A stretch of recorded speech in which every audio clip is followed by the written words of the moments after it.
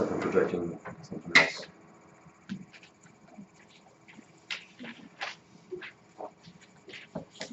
Today we're going to be beginning paragraphs 67 to 71, which is revelation in view of rejection.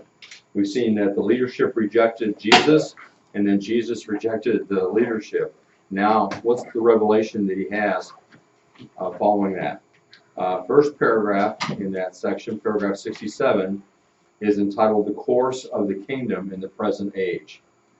And that is found in Matthew 13, 1 to 53, Mark 4, 1 to 34, and Luke 8, 4 to 18. We don't need to turn to those passages quite yet, because we find in this section a number of parables told by Jesus. Now, what is a parable? And what did that come up? Security alert. Okay, no security needed here. We're just looking at what is a parable. Yes. Oh, you're going to answer. I'm not used to having answers, just questions. Okay, go ahead, Lexi. What's a parable? An earthly story with a heavenly meaning. Wow, that's almost exactly what I have there. Heavenly meaning, I have spiritual truth. But that's the basic definition of a parable. It's a form of figurative language involving comparisons or analogies. A parable is a true-to-life story given to illustrate or illuminate a spiritual truth.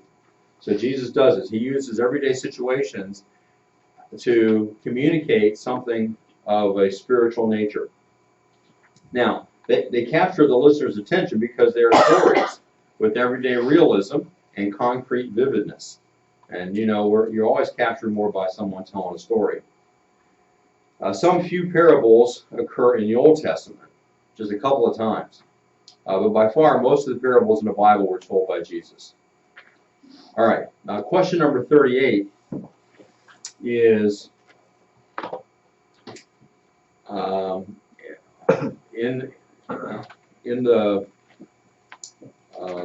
the questions that you have to answer, how many of you are still not there? How many still don't have a connection? All right, so almost everybody's there. All right. So you see question 38. Why did Jesus speak in parables? All right, even if you don't have a connection, you can look up Matthew 13, 11 to 17, and Mark 4, 10 to 12, and fill in the two parts of that question right there. Why did Jesus speak in parables?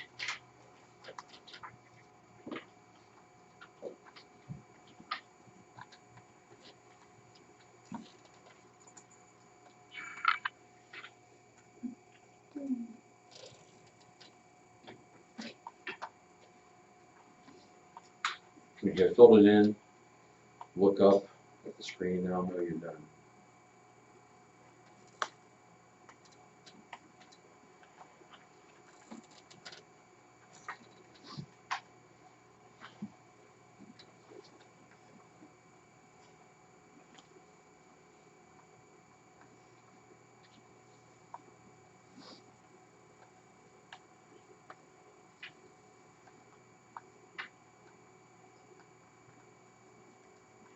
Zach, you still don't have connections? I've got the chapter. Anybody else not have a connection still?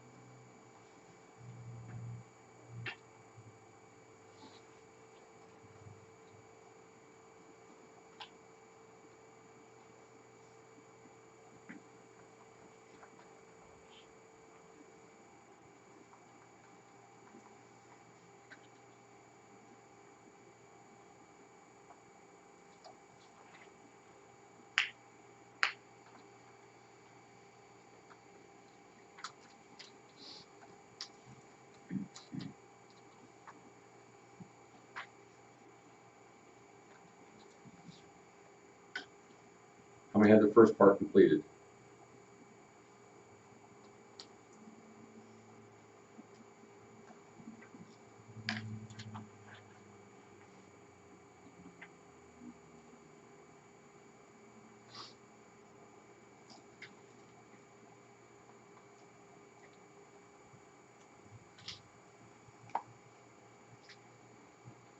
Do you know what version you used for this? Oh, is it different? It's like, I don't know if Hmm.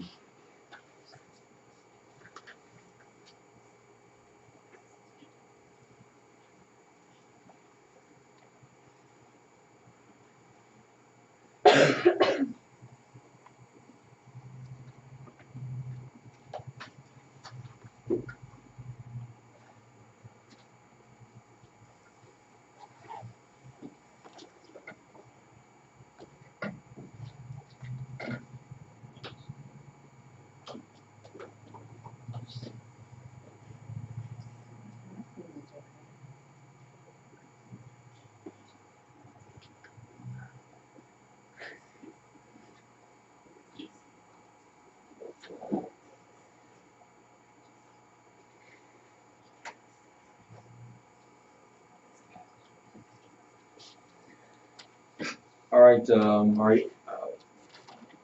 can you figure out what that first one is? I'm not sure. I don't think it was a matter of verses, it's just a matter of summarizing what's there. Anybody have an idea of the first one? Sean? To tell the truth to righteous disciples. Okay, that's very good. I have teach, but tell would be the same thing.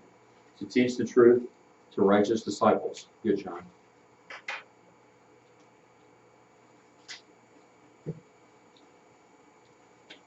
And then anybody figure out the second one? Rana? you hide the truth from the unbelievers. Right, exactly. To hide the truth from the unbelievers.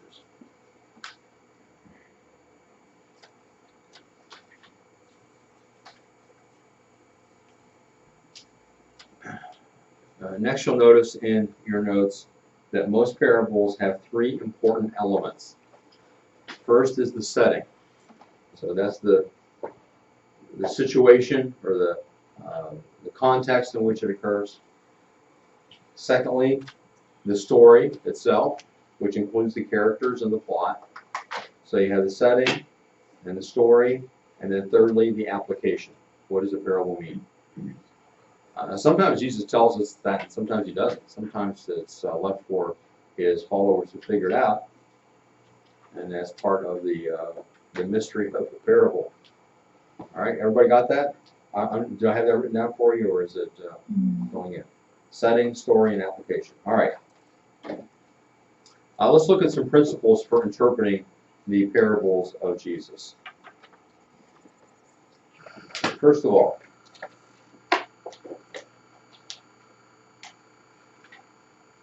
we must study each parable in its context. There's that word context again. Everything must be evaluated in its context. So we just can't take a parable out and say, well, here's the story and here's what I think it means. Well, is that what it meant in its context? Is that what it meant to the people to whom he was speaking?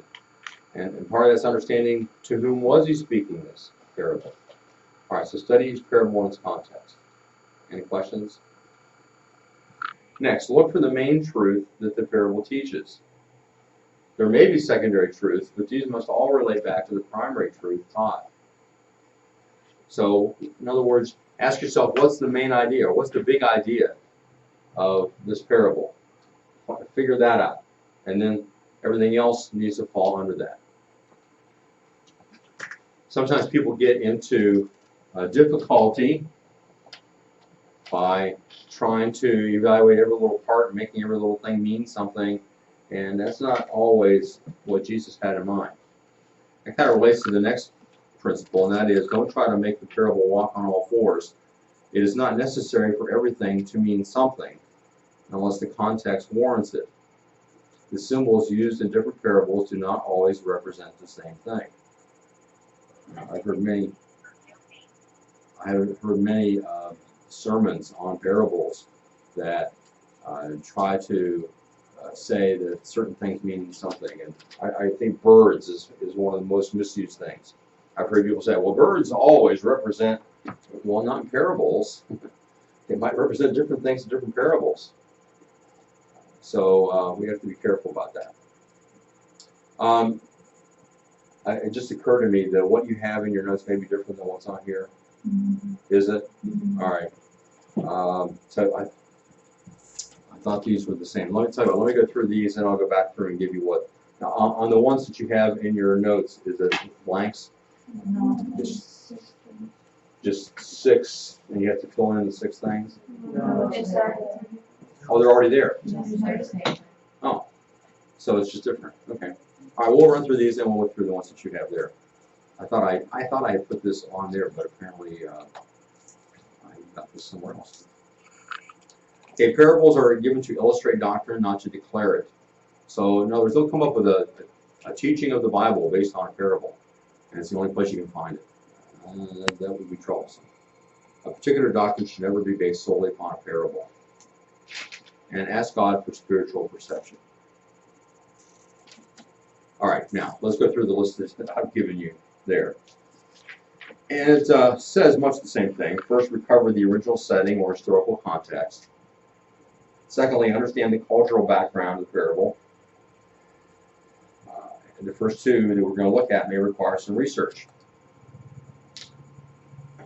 If he's talking about something that was common back then, but we don't do it today, then you have to do some research.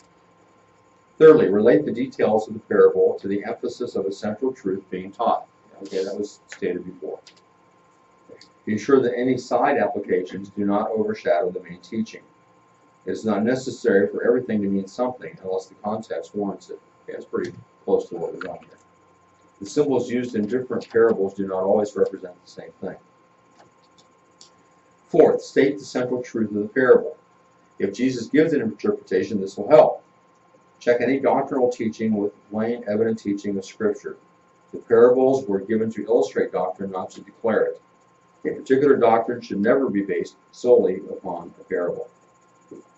Fifthly, discover the intended appeal for the original audience. So you want to find out what did this mean to the original audience. That's always a part of interpretation of Scripture, isn't it? And then sixth, apply the principle of the central truth to the contemporary listener. So we take the truth that is communicated in parable and say, okay, now how does that work in our society? And maybe we see how it worked then. Is there a way that it works for us? All right, any questions about any of these principles for interpreting parables?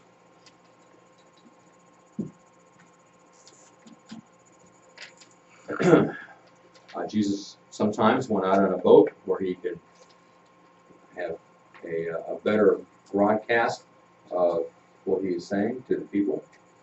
And he does that in the parable that we first come to here in Matthew 13. Now, the first parable is sometimes called the parable of the sower and the seed, but I think it's more correctly called the parable of the soils. But that's what it's really about. But let's consider what we have here. All right, we have Matthew 13, 1 to 53, Mark 4, 1 to 34, and Luke 8, 4 to 18. They're all giving this parable. So all three synoptic gospels have this parable. Correct? What are the books is again? Matthew 13, 1 to 53, Mark 4, 1 to 34, and Luke 8, 4 to 18. Mm-hmm. Everybody have it now? Sorry, I went too fast. All right. Let's see. What would be the best procedure here? I guess we should probably just read through the parables, and then we'll come back and talk about it. So let's look at Matthew 13, first of all. That same day, Jesus went out of the house and sat beside the sea. And great crowds gathered about him, so that he got into a boat and sat down. And the whole crowd stood on the beach. And he told them many things in parables, saying, a sower went out to sow. And what's a sower? They have a sewing machine? Jonas? Throwing the seeds. Yeah, they're throwing seeds. They're sowing is putting the seeds out there. And as he sowed, some seeds fell along the path, and the birds came and devoured them. Other seeds fell on rocky ground, where they did not have much soil, and immediately they sprang up, since they had no depth of soil. But when the sun rose, they were scorched, and since they had no root, they withered away. Other seeds fell among thorns, and the thorns grew up and choked them. Other seeds fell on good soil and produced grain, some 100-fold, some 60, some 30. He who has ears, let him hear. And he's not talking about corn ears. Hearing ears. All right. I'm sure that all of you have probably read this before, right? Maybe heard teaching on it before. All right, but we're going to dive in again with Mark 4. Same event. Again, he began to teach beside the sea, and a very large crowd gathered about him, so that he got into a boat and sat in it on the sea. And the whole crowd was beside the sea on the land. And he was teaching them many things in parables. And in his teaching he said to them, Listen, behold, a sower went out to sow. And as he sowed, some seed fell along the path, and the birds came and devoured it. Other seed fell on rocky ground, where it did not have much soil, and immediately it sprang up, since it had no depth of soil. And when the sun rose, it was scorched, and since it had no root, it withered away. Other seed fell among thorns, and the thorns grew up and choked it, and it yielded no grain.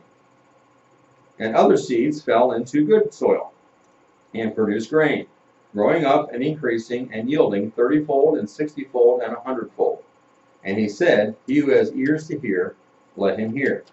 All right, were there any appreciable differences between those two? Would you say they're pretty much the same? Maybe a couple words or something, but otherwise there's nothing really of a great difference, right? All right, so let's look at Luke 8, 4 to 18. And when a great crowd was gathering, and people from town after town came to him, that's something different, isn't it? It talks of town after town, people were coming. He said in a parable, A sower went out to sow his seed, and as he sowed, some fell along the path and was trampled underfoot, and the birds of the air devoured it. And some fell on the rock, and as it grew up, it withered away, because it had no moisture. And some fell among thorns, and the thorns grew up with it and choked it. And some fell into good soil, and grew, and yielded 100-fold.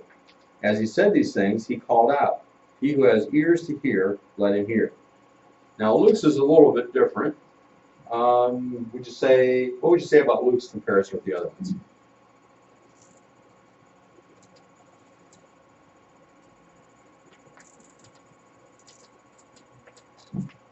Jonas? Shorter. It's a little bit shorter, isn't it? He leaves out some of the details, right? But essentially has the same things.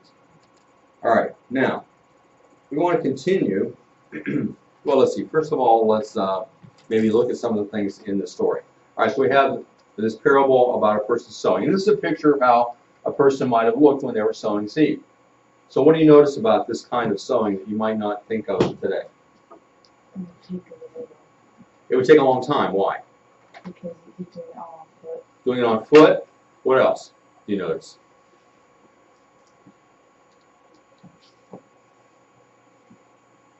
Okay, so all of you are saying this looks exactly like when I see a farmer out in the field, except he's on foot. Is that what you would say?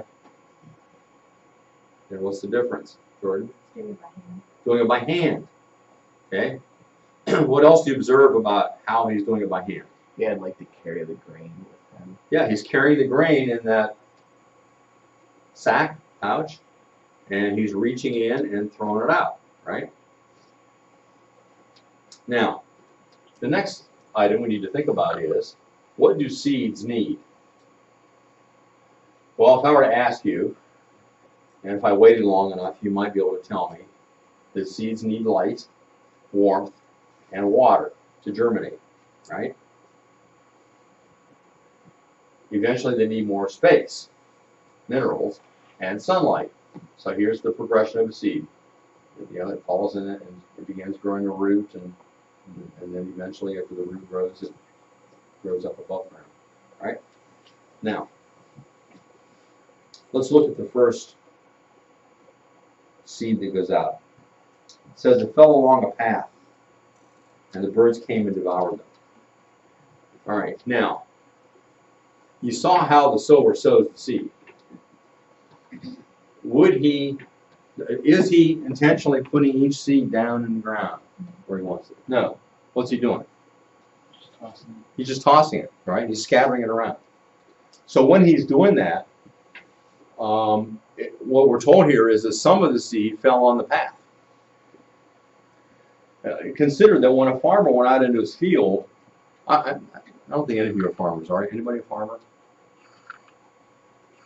When a farmer goes out into the field, and since he is walking, what does, well, anybody have a garden? Let me ask that. Anybody have a garden? None of your families have a garden?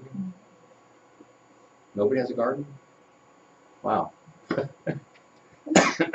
We really are a store-centered generation, aren't we? So you have to imagine, if you had a garden, and every time we went out to work in it to pull weeds, to water, whatever, what would you be sure not to do while you're walking through your garden? Trample on plants, right? Step on where the seeds are planted beforehand. So the best way to do that would be to always walk in the same place, so that you know, okay, here's where I'm walking. I know that there's no seed growing there because I've been walking there. That becomes a path. And you live in a place where you have a lawn, but people walk on a certain part of the lawn a lot. What happens when people do that? It dies. What happens to the ground? What? There's no grass. There's no grass, just dirt. And then what happens to the dirt after a while? It's hard. It gets hard, right, from people walking on it. All right. So this is the path that it's talking about. You know, the farmer's not stupid enough to throw seed on a path, but while he's walking along this path that he has made, and he's throwing seed here and there, some of it fell on the path. You follow? So, you know, here's a place where people have been walking, and it's developed into a hard path.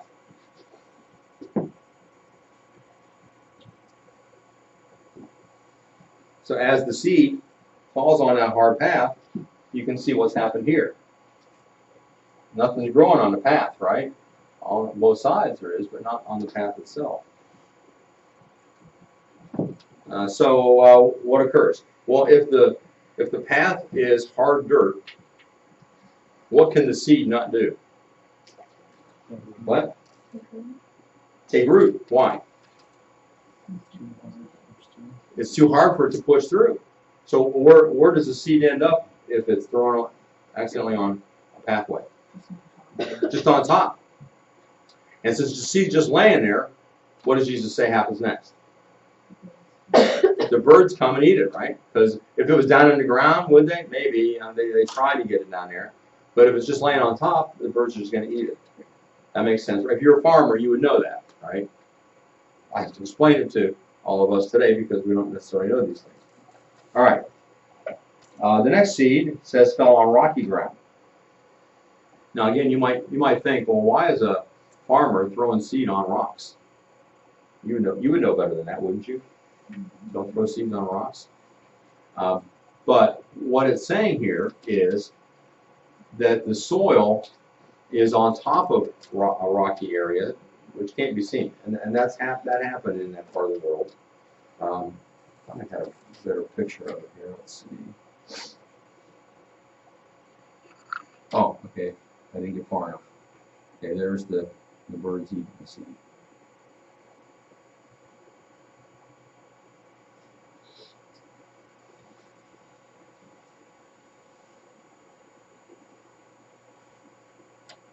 All right, now, here is what rocky ground means.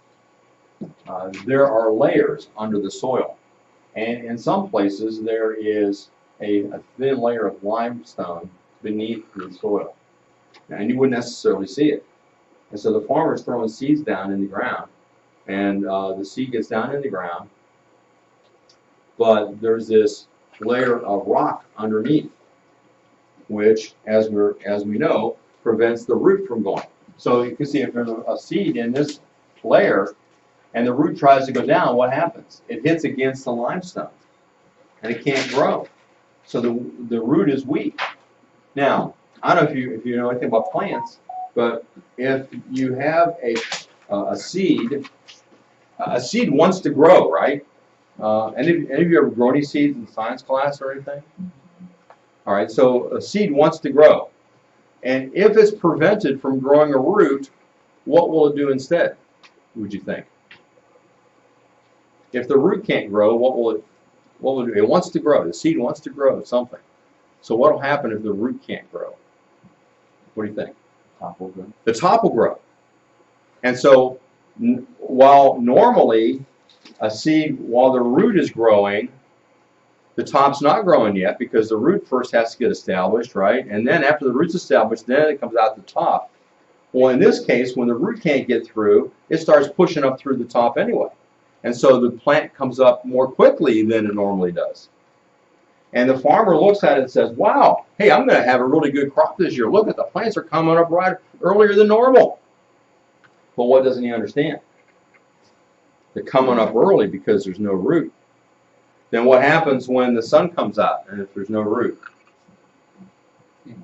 It dies because there's no roots there to get water. All right, everybody follow that part of the story? All right, the next one, next part is that he throws seed on thorny ground. Now, again, does the farmer see a thorn bush and say, oh, that's a good place to throw some seed? No. How many of you have ever seen weeds come up in your yard that you didn't know were there? Yeah, if you have anything to do with a lawn, you know that's true. The worst of this, I remember when we first built our house, we had to bring in a bunch of topsoil, and the soil looked great. There wasn't anything growing in it. Looked like good topsoil. But a few weeks later, I started seeing things growing up out of that topsoil, and it wasn't the grass that I planted. There were weeds that grew up out of that topsoil that I'd never in my life seen before. Unusual, large, ugly weeds. Well, the same thing is true when a farmer's throwing seeds in his field. You know, there may be seeds of weeds there. And what happens? Weeds always come up earlier and seem to be stronger than anything you want to grow there.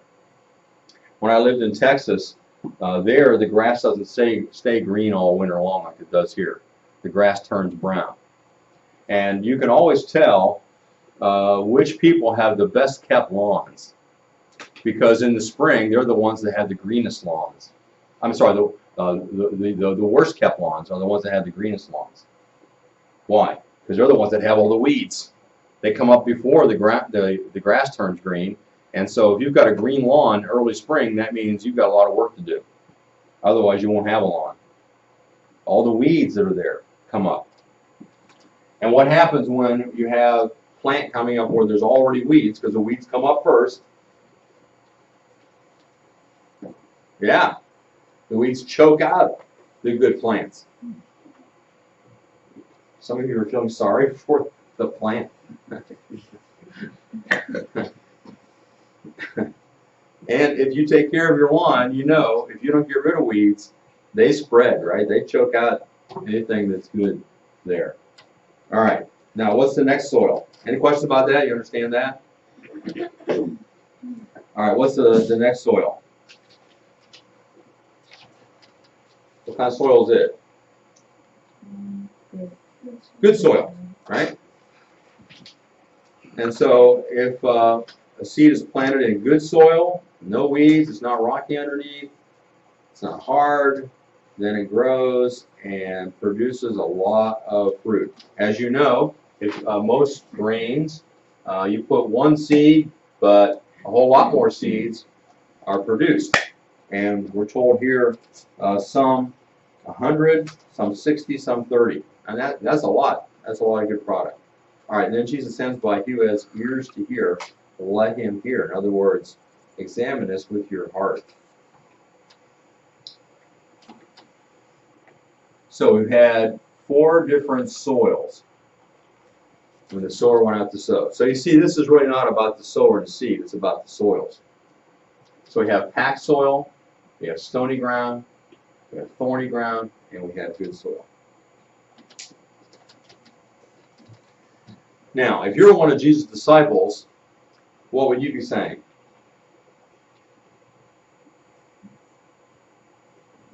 At this point, what would you be saying?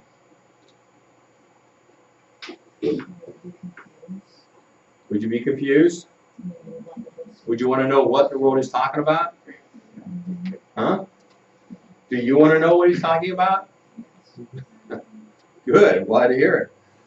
And that's what happens. So if you look at any of these passages, Matthew look at has most of the information.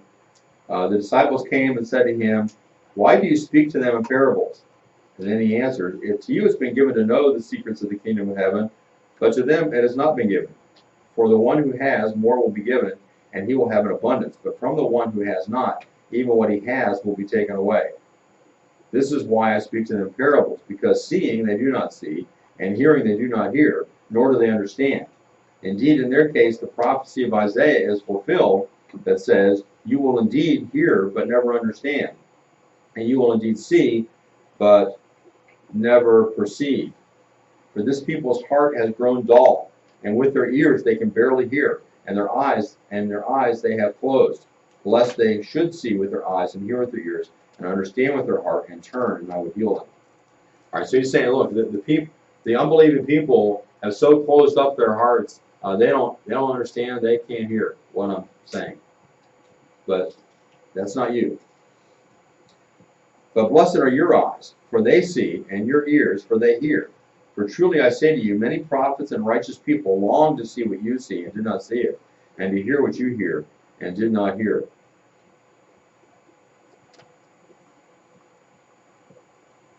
Then he continues on in Mark and explains the parable.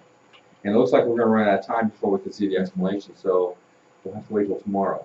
The assignment I have up there, we'll hold off until we finish this tomorrow. All right, so the assignments that are up there for Thursday and Friday, we'll make Friday and Monday. Tomorrow we'll continue with the parable of the soils.